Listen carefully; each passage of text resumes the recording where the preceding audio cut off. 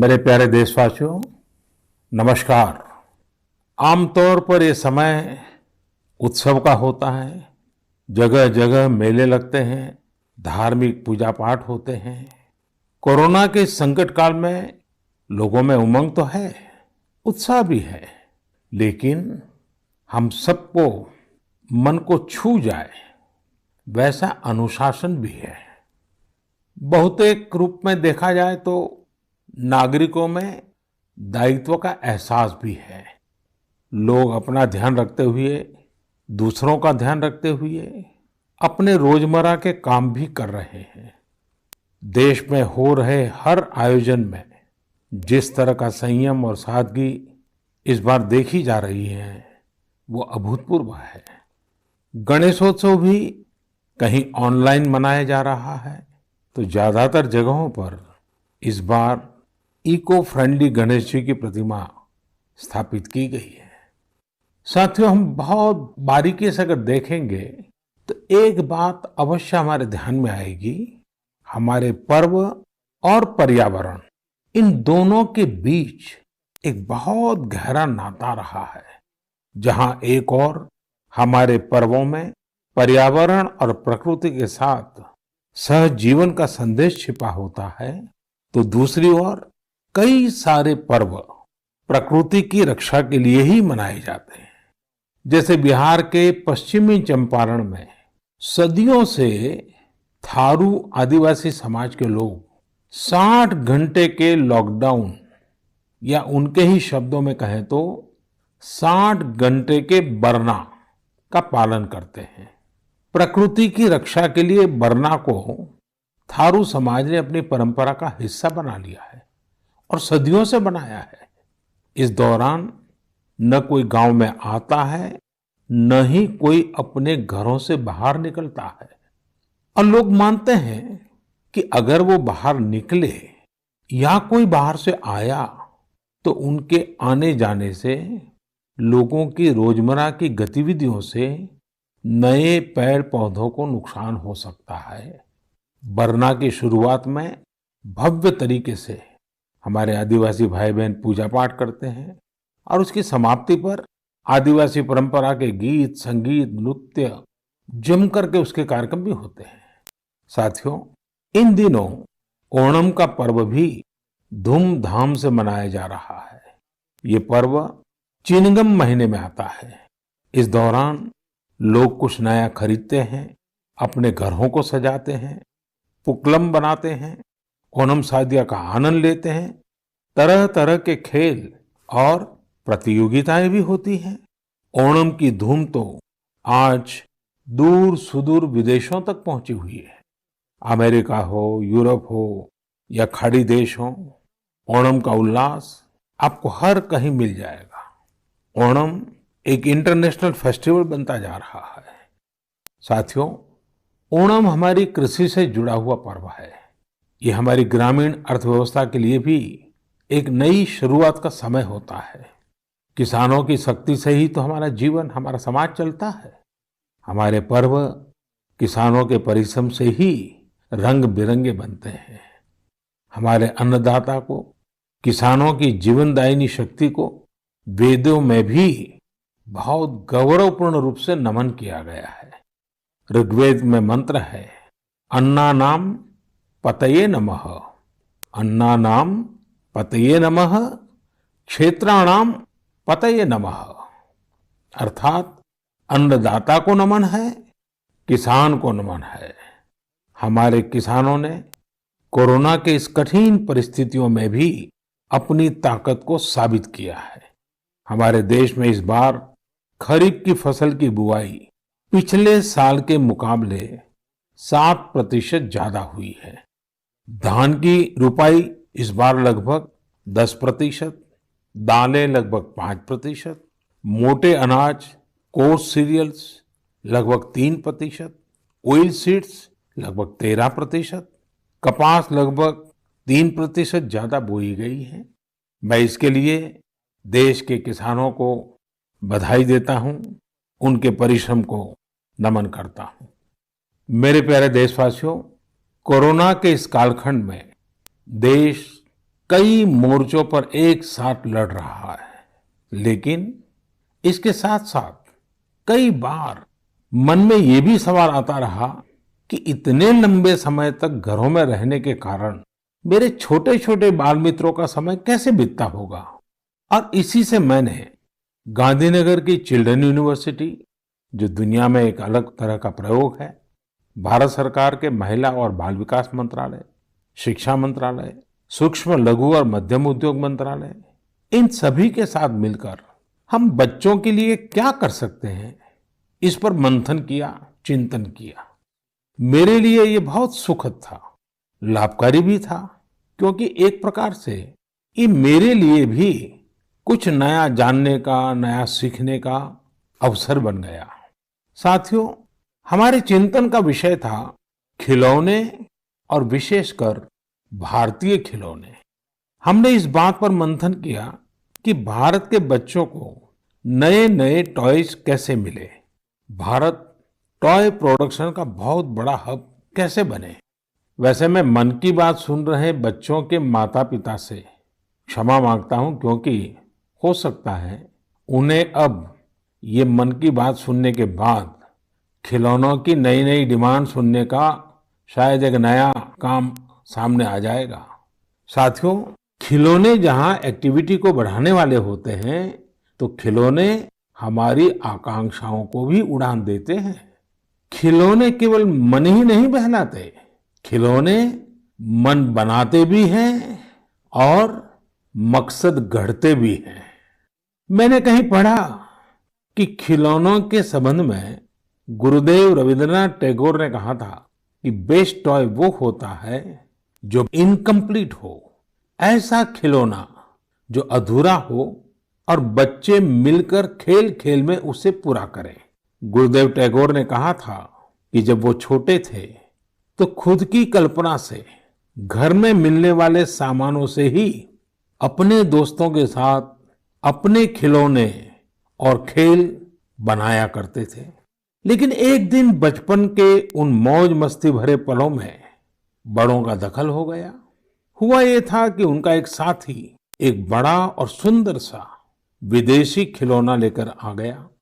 खिलौनों को लेकर इतराते हुए अब सब साथी का ध्यान खेल से ज्यादा खिलौने पर रह गया।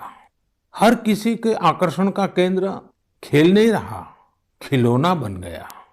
जो बच्चा कल तक सबके साथ खेलता था, सबके साथ रहता था, घुल मिल जाता था, खेल में डूब जाता था, वो अब दूर रहने लगा। एक तरह से बाकी बच्चों से भेद का भाव उसके मन में बैठ गया। महंगे खिलौने में बनाने के लिए भी कुछ नहीं था, सीखने के लिए भी कुछ नहीं था। यानी कि एक आकर्षक खिलौने ने एक उत्कृष्ट बच्चे को कहीं दबा दिया, छिपा दिया, मुरझा दिया। इस खिलौने ने धन का, संपत्ति का, जरा बड़प्पन का प्रदर्शन कर लिया, लेकिन उस बच्चे की क्रिएटिव स्पिरिट को बढ़ने और संवरने से रोक दिया। खिलौना तो आ गया, पर खेल खत्म हो गया और बच्चे का खिलना भी खो गया। इसलिए गुरुदेव कहते थे कि खिलौने ऐसे होने चाहिए जो बच्चे के बचपन को बाहर लाएं, उसकी क्रिएटिविटी को सामने लाएं। बच्चों के जीवन के अलग अलग पहलू पर खिलौनों का जो प्रभाव है, इस पर राष्ट्रीय शिक्षा नीति में भी बहुत ध्यान दिया गया है।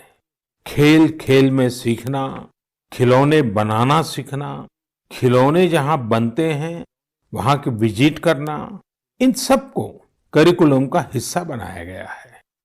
साथियों, हमारे देश में लोकल खिलौनों की बहुत समृद्ध परंपरा रही है। कई प्रतिभाशाली और कुशल कारीगर हैं जो अच्छे खिलौने बनाने में महारत रखते हैं। भारत के कुछ क्षेत्र टॉय क्लस्टर्स यानी खिलौने के केंद्र के रूप में भी विकसित हो रहे हैं। जैसे कर्नाटक के रामनगरम में चन्नापटना, आंध्र प्रदेश के कृष्णा में कोंडापल्ली, तमिलनाडु में तंजौर, असम में धुबरी, उत्तर प्रदेश का वाराणसी, कई ऐसे स्थान हैं, कई नाम गिना सकते हैं। आपको ये जानकर आश्चर्य होगा कि global toy industry 7 lakh crore रुपए से भी अधिक की है। 7 लाख करोड़ रुपयों का इतना बड़ा कारोबार, लेकिन भारत का हिस्सा उसमें बहुत कम है। अब आप सोचिए कि जिस राष्ट्र के पास इतनी विरासत हो, परंपरा हो, विविधता हो, युवा आबादी हो, क्या खिलौनों के बाजार में उसकी हिस्सेदारी इतनी कम होनी हमें अच्छा लगेगा क्या? जी नहीं, ये सुनने के बाद आपको भी अच्छा नहीं लगेगा। देखिए साथियों, टॉय इंडस्ट्री बहुत व्यापक है। गृह उद्योग हो, छोटे और लघु उद्योग हो, एमएसएमई हो, इसके साथ साथ बड़े उद्योग और निजी उद्यमी भी इसके दायरे में आते हैं। इसे आगे बढ़ाने के लिए देश को मिलकर मेहनत करनी होगी। अब जैसे आंध्र प्रदेश के विशाखापट्टनम में श्रीमान सीवी राजू है, उनके गांव के अति कोप्पका टॉयज एक समय में बहुत प्रचलित थे। इनकी खासियत ये थी कि खिलौने लकड़ी से बनते थे और दूसरी बात ये कि इन खिलौनों में आपको कहीं कोई एंगल या कोण नहीं मिलता था। ये खिलौने हर तरफ से राउंड होते थे, इसलिए बच्चों को चोट की भी गुंजाइश नहीं होती थी। सीवी राजू ने एती कोप्पका टॉयज के लिए अब अपने गांव के कारीगरों के साथ मिलकर एक तरह से नया मूवमेंट शुरू कर दिया है। बेहतरीन क्वालिटी के एती कोप्पका टॉयज बनाकर सीवी राजू ने स्थानीय खिलौनों की खोई हुई गरिमा को वापस ला दिया है। खिलौनों के साथ हम 2 चीजें कर सकते हैं। अपने गौरवशाली अतीत को अपने जीवन में फिर से उतार सकते हैं और अपने स्वर्णिम भविष्य को भी संवार सकते हैं। मैं अपने स्टार्टअप मित्रों को, हमारे नए उद्यमियों से कहता हूं, टीम अप फॉर टॉयज। आइए मिलकर खिलौने बनाएं। अब सभी के लिए लोकल खिलौनों के लिए वोकल होने का समय है। आइए हम अपने युवाओं के लिए कुछ नए प्रकार के अच्छी क्वालिटी वाले खिलौने बनाते हैं। खिलौना वो हो जिसकी मौजूदगी में बचपन खिले भी, खिलखिलाए भी। हम ऐसे खिलौने बनाएं जो पर्यावरण के भी अनुकूल हो। साथियों, इसी तरह अब कंप्यूटर और स्मार्टफोन के इस जमाने में कंप्यूटर गेम्स का भी बहुत ट्रेंड है।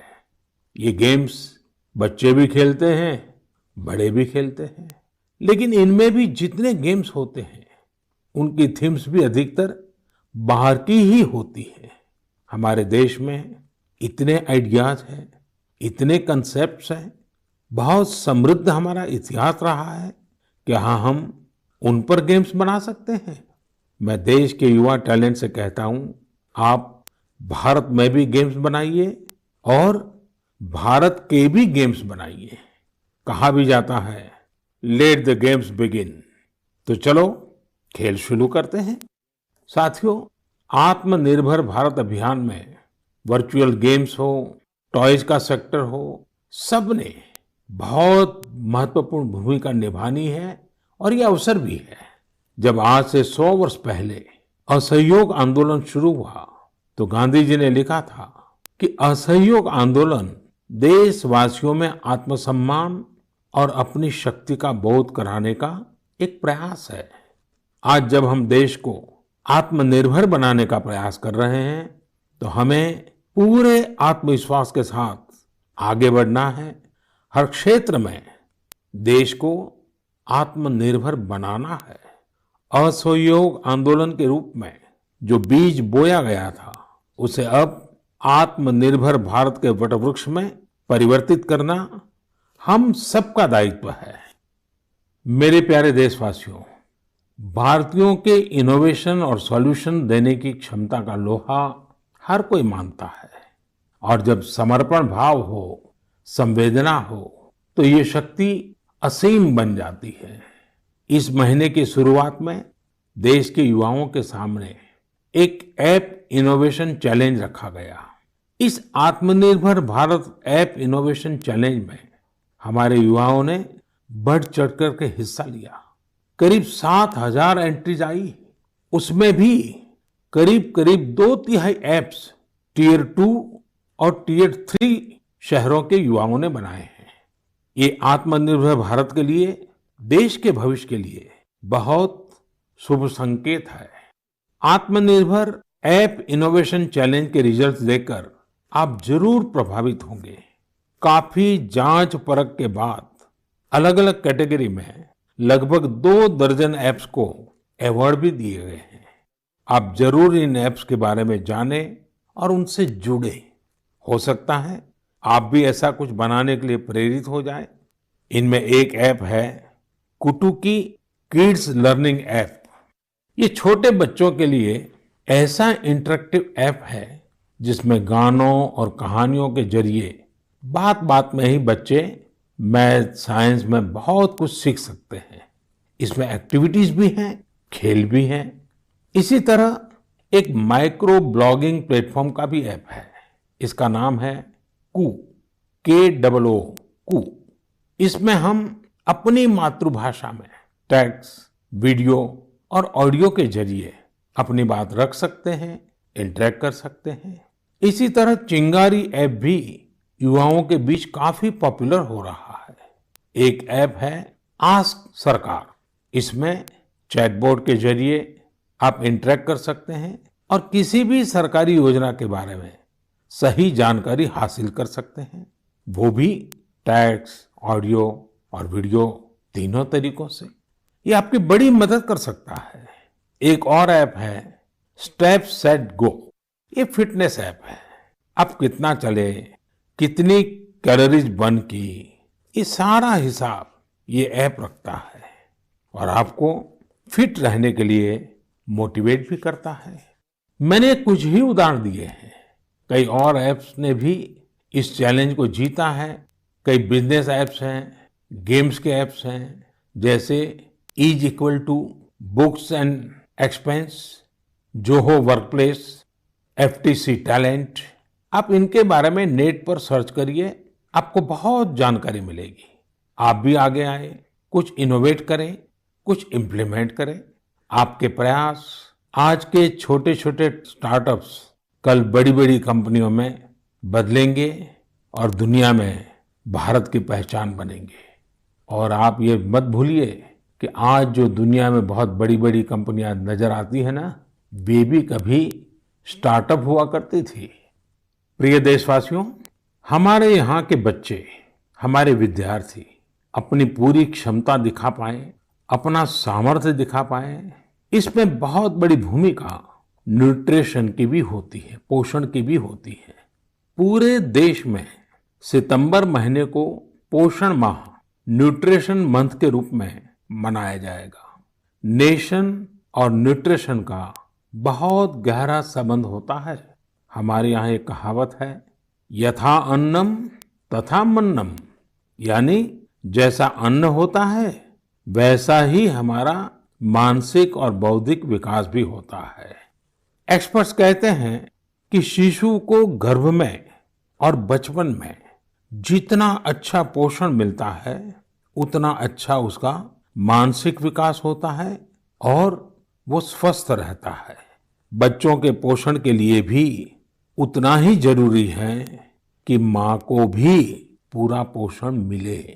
और पोषण या न्यूट्रिशन का मतलब केवल इतना ही नहीं होता कि आप क्या खा रहे हैं, कितना खा रहे हैं, कितनी बार खा रहे हैं।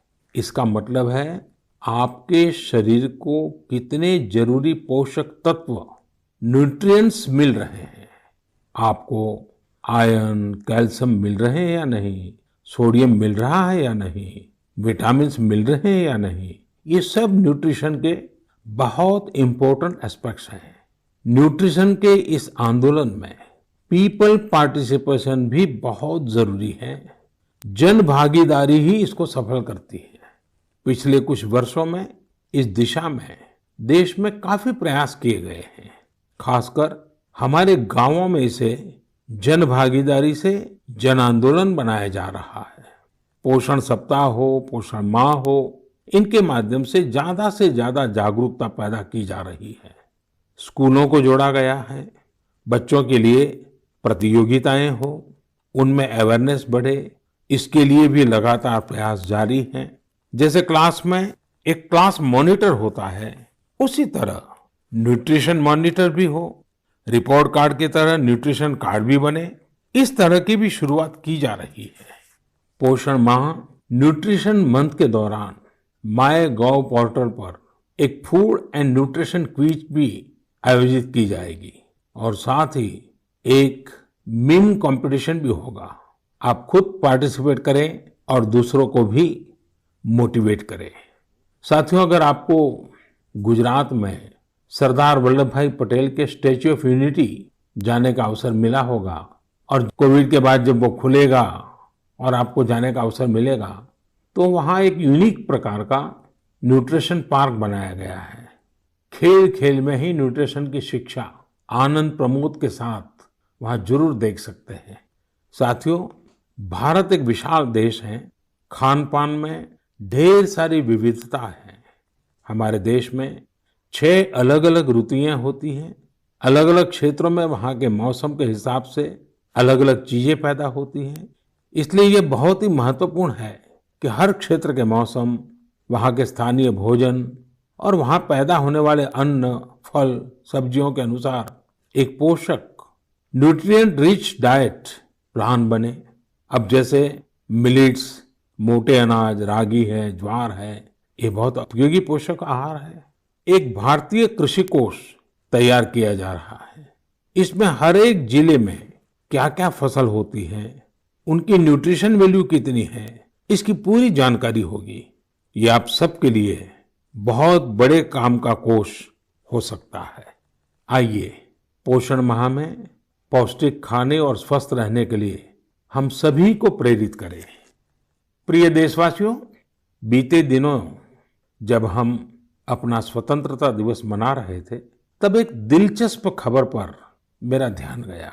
ये खबर है हमारे सुरक्षा बलों के 2 जाबाज किरदारों की। एक है सोफी और दूसरी विदा। सोफी और विदा इंडियन आर्मी के श्वान है, डॉग्स है, और उन्हें chief of army staff commendation card से सम्मानित किया गया है। सोफी और विदा को ये सम्मान इसलिए मिला क्योंकि इन्होंने अपने देश की रक्षा करते हुए अपना कर्तव्य बखूबी निभाया है। हमारी सेनाओं में, हमारे सुरक्षा बलों के पास ऐसे कितने ही बहादुर श्वान हैं, डॉग्स हैं, जो देश के लिए जीते हैं और देश के लिए अपना बलिदान भी देते हैं। कितने ही बम धमाकों को, कितनी ही आतंकी साजिशों को रोकने में ऐसे डॉग्स ने बहुत अहम भूमिका निभाई है। कुछ समय पहले मुझे देश की सुरक्षा में डॉग्स की भूमिका के बारे में बहुत विस्तार से जानने को मिला। कई किस्से भी सुने। एक डॉग बलराम ने 2006 में अमरनाथ यात्रा के रास्ते में बड़ी मात्रा में गोला बारूद खोज निकाला था। 2002 में भावना ने आईईडी खोजा था। आईईडी निकालने के दौरान आतंकियों ने विस्फोट कर दिया और श्वान शहीद हो गए। 2-3 वर्ष पहले छत्तीसगढ़ के बीजापुर में सीआरपीएफ का स्निफर डॉग क्रैकर भी आईईडी ब्लास्ट में शहीद हो गया था। कुछ दिन पहले ही आपने शायद टीवी पर एक बड़ा भावुक करने वाला दृश्य देखा होगा, जिसमें बीड़ पुलिस अपने साथी डॉग रॉकी को पूरे सम्मान के साथ आखिरी विदाई दे रही थी। रॉकी ने 300 से ज्यादा केसों को सुलझाने में पुलिस की मदद की थी। डॉग की डिजास्टर मैनेजमेंट और रेस्क्यू मिशंस में भी बहुत बड़ी भूमिका होती है। भारत में तो national disaster response force NDRF ने ऐसे दर्जनों डॉग्स को स्पेशली ट्रेन किया है। कहीं भूकंप आने पर, इमारत गिरने पर, मलबे में दबे जीवित लोगों को खोज निकालने में ये डॉग्स बहुत एक्सपर्ट्स होते हैं। साथियों, मुझे यह भी बताया गया कि इंडियन ब्रीड के डॉग्स भी बहुत अच्छे होते हैं, बहुत सक्षम होते हैं। इंडियन ब्रीड्स में मुधोल हाउंड है, हिमाचली हाउंड है, ये बहुत ही अच्छी नस्लें हैं। राजपलायम, कन्नी, चिप्पी पराई और कोम्बाई भी बहुत शानदार इंडियन ब्रीड्स हैं। इनको पालने में खर्च भी काफी कम आता है और ये भारतीय माहौल में ढले भी होते हैं। अब हमारी सुरक्षा एजेंसियों ने भी इन इंडियन ब्रीड्स के डॉग्स को अपनी सुरक्षा दस्ते में शामिल कर रही है। पिछले कुछ समय में आर्मी, सीआईएसएफ, एनएसजी ने मुधोल हाउंड डॉग्स को ट्रेन करके डॉग स्क्वाड में शामिल किया है। सीआरपीएफ ने कोम्बाई डॉग्स को शामिल किया है। Indian council of agriculture research भी भारतीय नस्ल के डॉग्स पर रिसर्च कर रही है। मकसद यही है कि इंडियन ब्रीड्स को और बेहतर बनाया जा सके और उपयोगी बनाया जा सके। आप इंटरनेट पर इनके नाम सर्च करिए, इनके बारे में जानिए। आप इनकी खूबसूरती, इनकी क्वालिटी देखकर हैरान हो जाएंगे। अगली बार जब भी आप डॉग पालने की सोचें, आप जरूर इनमें से ही किसी इंडियन ब्रीड के डॉग को घर लाएं। आत्मनिर्भर भारत जब जन मन का मंत्र बन ही रहा है, तो कोई भी क्षेत्र इससे पीछे कैसे छूट सकता है। मेरे प्रिय देशवासियों, कुछ दिनों बाद 5 सितंबर को हम शिक्षक दिवस मनाएंगे। हम सब जब अपने जीवन की सफलताओं को, अपनी जीवन यात्रा को देखते हैं, तो हमें अपने किसी न किसी शिक्षक की याद अवश्य आती है। तेजी से बदलते हुए समय और कोरोना के संकट काल में हमारे शिक्षकों के सामने भी समय के साथ बदलाव की एक चुनौती रख दी है। मुझे खुशी है कि हमारे शिक्षकों ने इस चुनौती को न केवल स्वीकार किया, बल्कि उसे अवसर में बदल भी दिया है। पढ़ाई में तकनीक का ज्यादा से ज्यादा उपयोग कैसे हो, नए तरीकों को कैसे अपनाएं, छात्रों को मदद कैसे करें, ये हमारे शिक्षकों ने सहजता से अपनाया है और अपने स्टूडेंट्स को भी सिखाया है। आज देश में हर जगह कुछ न कुछ इनोवेशन हो रहे हैं। शिक्षक और छात्र मिलकर कुछ नया कर रहे हैं। मुझे भरोसा है, जिस तरह देश में राष्ट्रीय शिक्षा नीति के जरिए एक बड़ा बदलाव होने जा रहा है, हमारे शिक्षक इसका भी लाभ छात्रों तक पहुंचाने में अहम भूमिका निभाएंगे।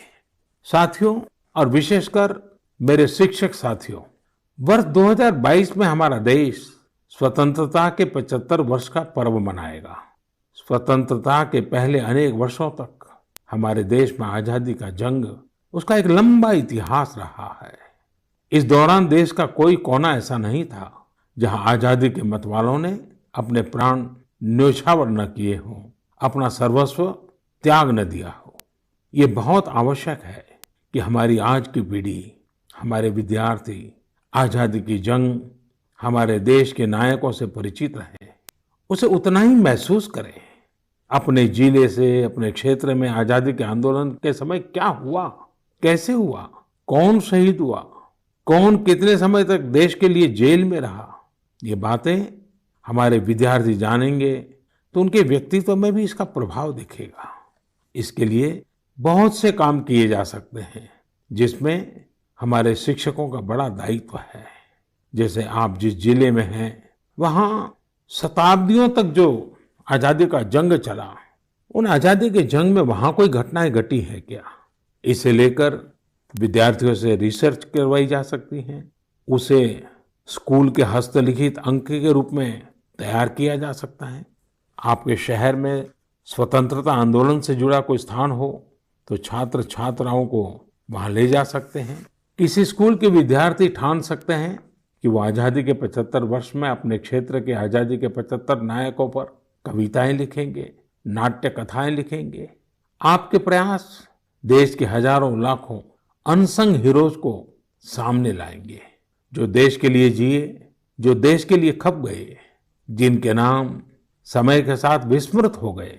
ऐसे महान व्यक्तित्वों को अगर हम सामने लाएंगे, आजादी के 75 वर्ष में उन्हें याद करेंगे, तो उनको सच्ची श्रद्धांजलि होगी।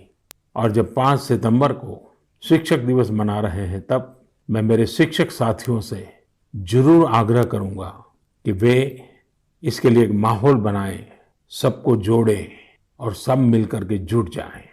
मेरे प्रिय देशवासियों, देश आज जिस विकास यात्रा पर चल रहा है, इसकी सफलता सुखद तभी होगी जब हर एक देशवासी इसमें शामिल हो, इस यात्रा का यात्री हो, इस पथ का पथिक हो।